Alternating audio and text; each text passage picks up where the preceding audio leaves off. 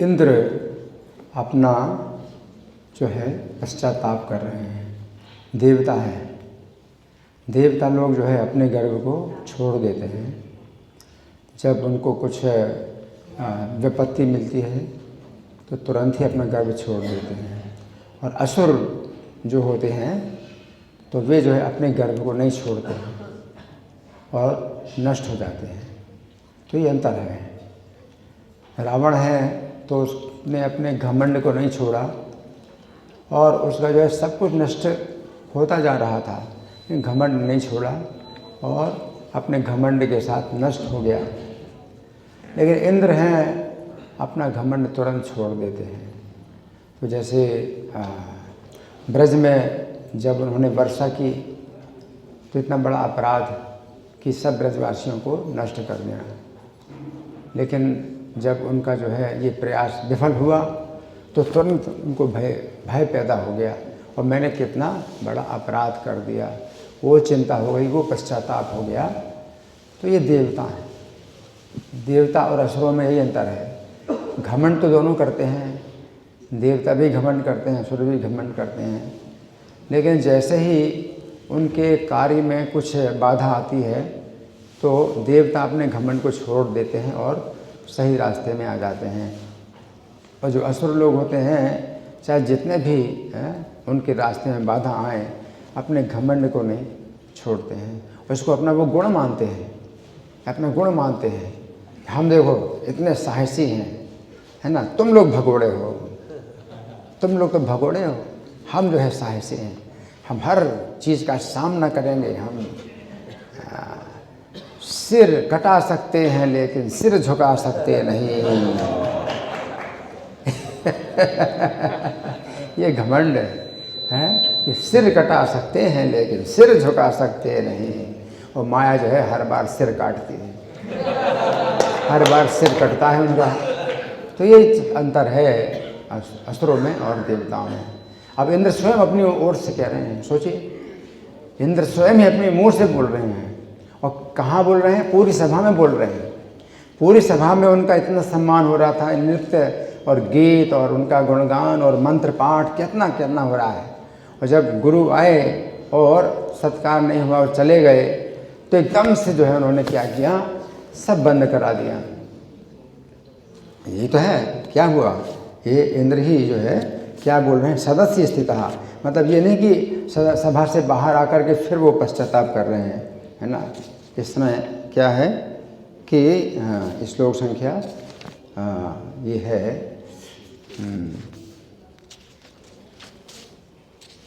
हाँ ये है हाँ, गर्हे अमास सदसी स्वयं आत्मानम आत्मना, 10वां श्लोक है। गर्हे अमास यानी उन्होंने निंदा की, स्वयं आत्मना आत्मना, आत्मानम आत्मना, अपने द्वारा अपने ही निंदा की, स्वयं। गर्हे अमास निंदा की, स्वयं स्वयं, आत्मनाम आत्मानम अपनी, आत्मना अपने द्वारा, और सदसी और पूरी सभा में। तो ये तरीका होता है, अपना दोष जो है पूरी सभा में जो है बताए, प्रायश्चित ही होता है ना। इस सभा में जो है अपना दोष नहीं बताना है, सभा में अपने को अच्छा अपनी प्रेस्टीज बनाना है, अपनी इज्जत बनाना है। और एकांत में जा कर के, मतलब ऐसे किसी वैष्णव के पास एकांत में जा कर के बोलेंगे, आप तो जो है अच्छे भक्त हैं, आप क्षमा कर दिया करो, हम तो करते रहते हैं अपराध, आप क्षमा करते, हम ऐसे ही अपराध करते रहेंगे, आप ऐसे ही क्षमा करते रहो। इस तरह से वो एकांत में जा कर के बोलेंगे। और उसमें भी जो है सीधा नहीं बोलेंगे, घुमा करके बोलेंगे कि अपराध तो होता रहता है, ये तो होता ही चलता रहता है, ऐसे कभी कभी तो हो ही जाता है ऐसा, हाँ, ऐसे अपराध कभी कभी तो होना ही चाहिए, कभी कभी तो होना ही चाहिए, है ना। तो अपना हाथ भी कभी कभी आग में डाल देना चाहिए? नहीं, वो नहीं होगा। लेकिन ये अपराध तो कभी कभी होना ही चाहिए, ऐसा तो कभी कभी हो जाता है और होना चाहिए, है, इसमें कोई प्रॉब्लम नहीं। इस तरह से जो है वो अलग से क्षमा मांगते हैं, लेकिन वो क्षमा इस प्रकार से वो होता नहीं है, बल्कि उनका और अपराध बढ़ जाता है ना। तो यहाँ पर हमें बड़ी भारी शिक्षा मिल रही है कि इंद्र ने जो है पूरी भरी सभा में ये सब बातें बोल रहे हैं और शिक्षा दे रहे हैं, शिक्षा दे रहे हैं, है ना। तो कितनी बड़ी बात है कि इंद्र स्वयं अपने मुंह से और पूरी सभा में जिस सभा में उन्होंने अनादर किया अपने गुरु का, तो उसी सभा में अपनी निंदा भी कर रहे हैं। कितना बड़ा गुण है, कोई व्यक्ति अपनी निंदा करे, कितना बड़ा गुण है। अब हम कहें हम इंद्र की निंदा करें, है ना, तो अब सोचना चाहिए कि वो जो व्यक्ति स्वयं अपनी निंदा कर रहा है, अब हम उसकी निंदा करेंगे या उसकी प्रशंसा करेंगे? हम तो उसकी प्रशंसा करेंगे। कोई भक्त अगर अपनी निंदा करता है कि मैं इतना दीन हूँ, इतना पतित हूँ, है ना, तो प्रशंसा की बात है ना, ये कि निंदा की बात है। वैष्णव के समाज में प्रशंसा की बात है। भक्ति विनोद ठाकुर हैं अपनी ही निंदा कर रहे हैं, अपने जो भजन हैं उनमें नरोत्तम दास ठाकुर अपनी ही निंदा कर रहे हैं। तो वैष्णव के समाज में इनका सबसे ज़्यादा क्या है, आदर होता है, सबसे ज़्यादा प्रशंसा होती है। जबकि उनके अंदर कोई दोष है ही नहीं, तो भी अपने अंदर दोष मान रहे हैं, अपनी निंदा कर रहे हैं, है ना। तो ये चीज़ें होती हैं। तो आज के श्लोक में वो कहते हैं कि कुपथ देष्टि नाम, देष्टि का मतलब है दिखाने वाला। दृष्टा, एक दृष्टा शब्द होता है जो देखने वाला होता है, दृष्टा, और एक देष्टि शब्द होता है दिखाने वाला। तो कुपथ देष्टि नाम, जो कुपथ दिखाते हैं, गलत रास्ता दिखाते हैं, और पतताम तमस्यला, तो उस तरह स्वयं तो गिर रहे हैं, गिरते जा रहे हैं, स्वयं गिरते जा रहे हैं, और श्रद्धाधीर बचस्ते हैं, और उनकी बातों में जो श्रद्धा रखते हैं ते मर्जन तस्मत प्लवावे, तो वे भी जो है उसी प्रकार से डूब जाते हैं जैसे पत्थर की नाव में बैठ करके कोई व्यक्ति जो है डूब जाएगा, वो समुद्र पार नहीं कर सकता है। तो इसका मतलब ये है कि अज्ञान ही जो है ये पत्थर की नौका है, ज्ञान जो है ये असली नौका है जो कि आप पार कर सकते हैं समुद्र को, ज्ञान। तो गीता के चौथे अध्याय का श्लोक संख्या 36, अपि चेतसि पापेभ्यः सर्वेभ्यः पापकृत्तमः सर्वम ज्ञान प्लवेन वृजनम संतरेषसि, कि अगर तुम जितने पापी हो उनसे भी सबसे बड़े पापी, सर्वेभ्यः पापकृत्तमः, जितने भी पाप करने वाले लोग हैं उनमें तुम जो है सबसे बड़े पापी हो। अपि चेतसि पापेभ्यः सर्वेभ्यः पापकृत्तमः सर्वम ज्ञान प्लवेन वृजनम संतरेषसि, तो उस पाप के समुद्र में भी जो है तुम ज्ञान की नौका से पार कर जाओगे। तो हमारा जो पाप है वो समुद्र के समान हो गया है। कई जन्मों में पाप, कभी कभी कई जन्मों के पाप है पर्वत के समान, कभी इतना बड़ा पर्वत बन गया पापों का, है ना। और कभी कभी कई जन्मों के पाप हैं वो हमारे समुद्र के समान, इसमें हमको डूब नहीं पड़ेगा। तो भगवान के सर्वम ज्ञान प्लवेन, ज्ञान की नौका के द्वारा तुम जो है वृजनम संतरेषसि, इस सब पाप के संकट को जो है तुम संतरे से बड़े सुखपूर्वक पार कर जाओगे, है ना। लेकिन अगर ज्ञान जो है असली नौका है तो अज्ञान जो है पत्थर की नौका है ना। तो गीता के 16वें अध्याय का श्लोक संख्या 4 में, अज्ञानम चाभिजातस्य पार्थ संपदम आसुरी, आसुरों की संपत्ति अज्ञान ही है। वो जितना अज्ञान अपना बढ़ाते हैं, जितना घमंड अपना बढ़ाते हैं, अज्ञान बढ़ाते हैं, वो उनकी संपत्ति है। वो संपत्ति रावण में वो अज्ञान था, है ना, तो राक्षसों का राजा, हिरण्यकशिपु में अज्ञान था, असुरों का राजा। सबसे ज़्यादा जो व्यक्ति अज्ञान की संपत्ति इकट्ठी करे वो जो है असुरों के बीच में क्या होता है, सबसे बड़ा असुर, सबसे श्रेष्ठ असुर, है ना। तो वो उनकी संपत्ति है, अज्ञान संपत्ति है। और वो जो है अज्ञान की नौका, वही अज्ञान की नौका है, पत्थर की नौका, अज्ञान पत्थर की नौका है। तो वो जो है अपनी नौका दिखाते, देखो कितनी बढ़िया नौका है और मैं इससे जो है पार करूँगा, तुम भी ले लो। तो वो ज्ञान देते हैं तो वो भी आपको एक एक नौका देते हैं। तो हर व्यक्ति की अपनी एक नौका है, हर व्यक्ति की अपनी एक नौका है। और ये नौका जो है वो अज्ञानी जो होते हैं असुर, वो जो हर व्यक्ति को इस अज्ञान की नौका देते हैं। क्या अज्ञान की नौका देते हैं कि आप जो है खुद ही अपने गुरु हैं, आप खुद ही ईश्वर हैं, आपको किसी गुरु की आवश्यकता नहीं है और किसी ईश्वर की भी आवश्यकता नहीं है, आप खुद ही गुरु हैं और खुद ही ईश्वर हैं। ये अज्ञान देते हैं और इस अज्ञान के द्वारा आप जो है इस संसार समुद्र पार कर जाओगे। वो ज्ञान बताते हैं कि ये ज्ञान है, तो अज्ञान के रूप में वो ज्ञान का प्रदान करते हैं और इस नौका के द्वारा पार कर जाओगे। तो ये नौका क्या है? पत्थर की नौका है, अज्ञान की नौका है। और क्या गया, वो भी डूबेंगे, आप भी डूबेंगे। तो हर व्यक्ति अपनी अपनी नौका जो है तैयार करता है। मुझे जो है किसी साधु संघ की नौका की आवश्यकता नहीं। साधु संघ भी एक नौका है के द्वारा नौका कहा जाता है। त्रिजगति सज्जन संगति रेखा भगवती भवारणो तरणे नौका। तीनों लोकों में जो है सज्जन संगति ही जो है एकमात्र नौका है जो भव समुद्र को पार कराएगी। शंकराचार्य कहते हैं त्रिजगति सज्जन संगति रेखा भगवती भवारणो तरणे नौका। ये भव समुद्र को पार करने के लिए सज्जन संगति, साधु संग ही एकमात्र नौका है ना। तो ये नौका जो है प्रभुपाद ने तैयार की है अंतर्राष्ट्रीय कृष्ण भावनामृत संघ के नाम से। तो ये इसमें साधु संघ प्रभुपाद ने जो है संघ बताया है ना, सोसाइटी है। और किनकी सोसाइटी है? Krishna Bhavanamrit, for Krishna consciousness.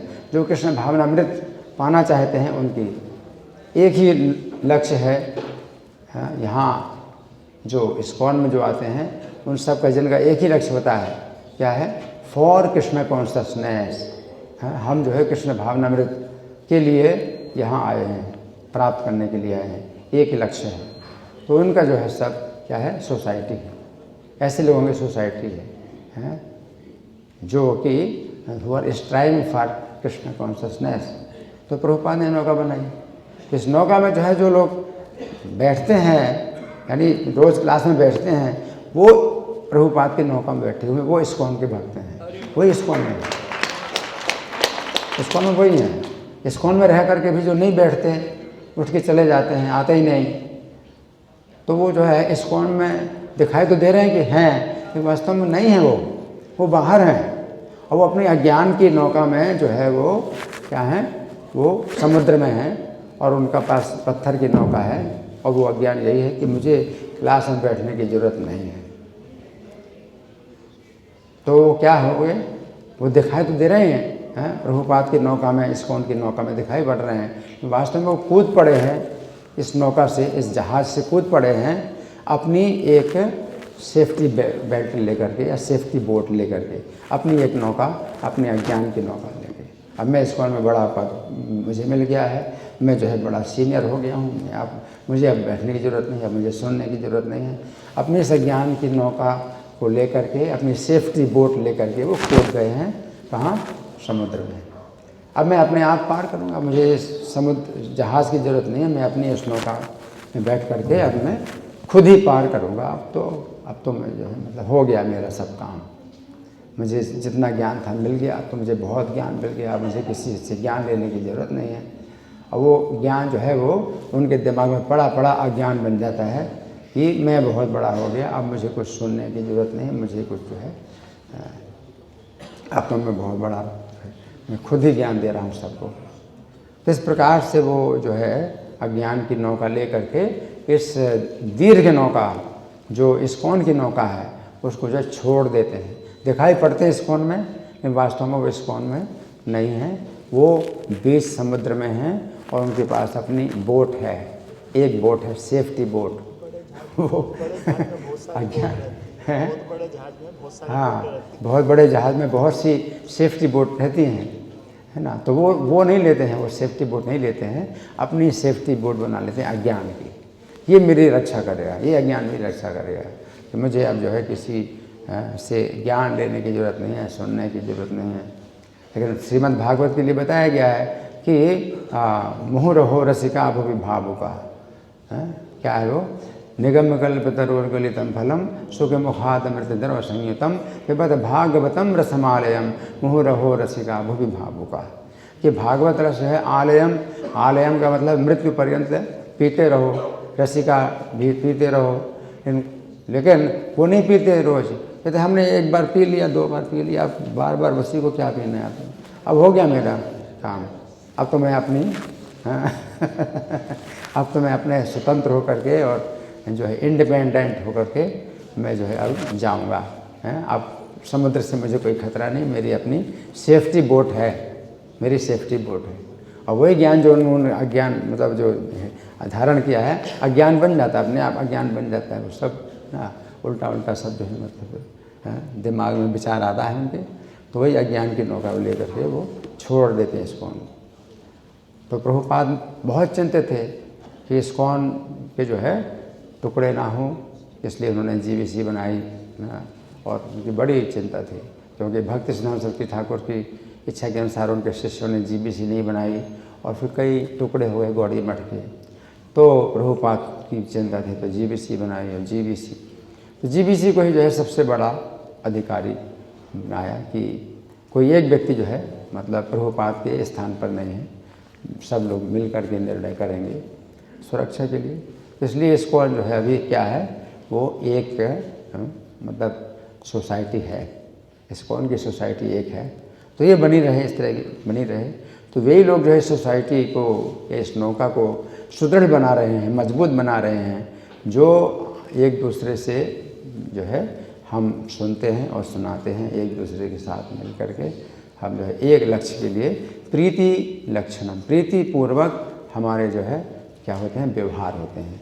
भजताम प्रीतिपूर्वकम, कि हम लोग जो है अगर एक दूसरे से प्रीतिपूर्वक व्यवहार करते हैं। ददाति प्रतिगृहणाति कोई हम आख्याति पृच्छति भोंगते भोजयते च सर्वम प्रीति लक्षणम।